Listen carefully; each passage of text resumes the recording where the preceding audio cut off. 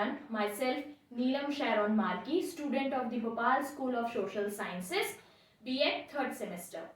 In this video, we are going to discuss about a very important topic of chemistry, that is types of chemical reaction. There are various types of chemical reactions, but today we will be discussing only 4 types of chemical reaction, and those 4 types of chemical reaction are: first is direct combination, second is decomposition reaction, third is displacement reaction, and the fourth one is double decomposition reaction. So one by one we will take a look at what happens in these type of reactions. So the first type of chemical reaction that we are going to discuss is direct combination, or it's also called as synthesis, or it also has another name, that is addition reaction.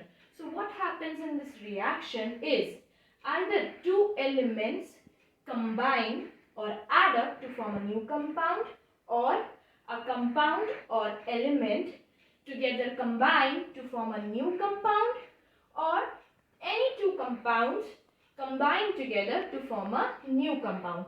So first, what happens when an element and element react? So here we have sodium element, another we have oxygen element. These both combine together to form a new compound that is called sodium oxide. Now, in case of compound plus element, we have a compound that is carbon monoxide. It's reacting with another element which is oxygen, and together combine to give carbon dioxide. Now third, we have compound and a compound. So first compound we have is calcium oxide, and the another compound is water. So calcium oxide and water is reacting to form a new compound that is called calcium hydroxide. So we can say that direct combination, synthesis or addition reaction is a reaction in which either two elements or compound and element, or a compound and another compound, they all combine together to give us new compound. So the next type of chemical reaction that we are going to discuss is decomposition reaction. It is a reaction in which a compound decomposes, or we can say that it breaks down to give either two elements or new compound and an element, or it gives two new compound. So let's look at example of each. So in this first reaction, what is happening, that a compound called silver oxide is breaking into two elements, that is one is silver and the another is oxygen. In this reaction, a compound is breaking into a new compound and an element. So the compound is potassium nitrate. This compound potassium nitrate is breaking into potassium nitrite and an element, that is oxygen. Now in third reaction, a compound is breaking into two new compounds.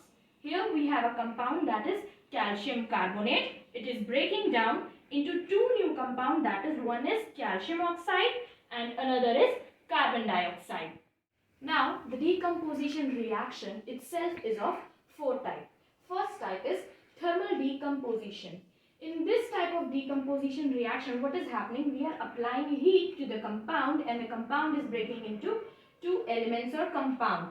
Here we are taking mercury oxide and applying heat on it, and it's giving us two elements, that is one is mercury and the other is oxygen.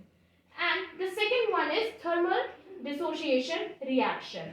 In this type of reaction, again we are applying heat and the compound is breaking into two compounds. But what is the main difference between thermal decomposition and dissociation is that the thermal decomposition reactions are non-reversible, while the thermal dissociation reactions are reversible. So here we are taking ammonium chloride, applying heat on it, and when heat is applied, it's breaking into ammonia and HCl.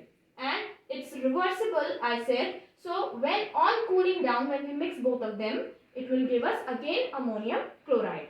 The third type is electrolytic decomposition. In this type of decomposition, what is happening? The decomposition is taking place in presence of electric current, or we can say that in this type of reaction, we are applying electric current to the compound, so it may break into two other elements.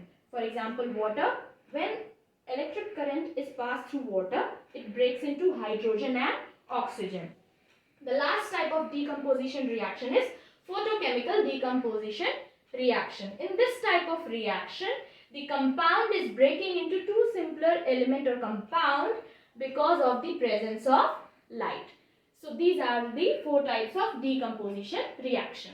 Now, the third type of chemical reaction that we are going to discuss is displacement reaction.